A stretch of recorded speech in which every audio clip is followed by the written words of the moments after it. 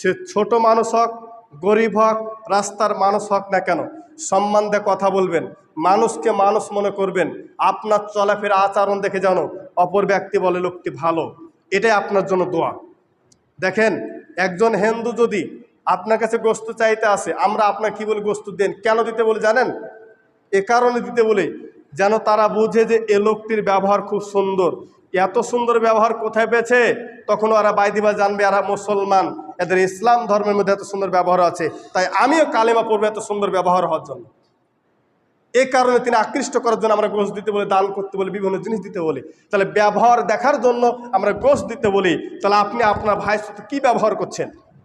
ব্যবহার ঠিক করেন, আচরণ ঠিক করেন, সম্মান দিয়ে কথা বলেন, স্নেহের সাথে কথা বলেন, মানুষের মানুষের সম্পর্ক রাখেন, দুর্নীতি মুক্ত চলাফেরা করেন।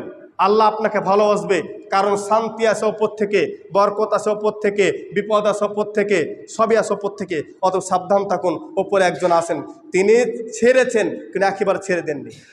আপনাকে আমাকে ছেড়ে রেখেছেন কিন্তু তিনি একেবারে ছেড়ে রাখেননি। যেমন আপনাকে বুঝায় বাঙালি লোককে, একটা বড় দড়ি করে কি গরু ছাগলকে ডারক দিয়ে দেন না, এর মানে কি গরুকে আপনি ছেড়ে দিয়েছেন, চড়তে দিয়েছেন, আবার দড়ি ধরে টান মারবেন না? ঠিক প্রত্যেকটা গলাতে গলাতে দড়ি আছে আমাদের, ঠিক সময় হলে টান মারবে, ঠিক সময় হলে টান মারবে। সন্ধ্যা হলে যেমন গরু নিয়ে যান, আপনার আমার বেলা যে ডুববে সেদিন আপনার আমার রশি ধরে টান মারবে, চলে যেতে হবে। যদি ভালো কাজ করে জান্নাত, না হলে আজীবন বিপদে পড়ে থাকতে হবে। আল্লাহ আমাদের কবুল করুন, আমিন। হে আল্লাহ, সকলকে তুমি কবুল করো।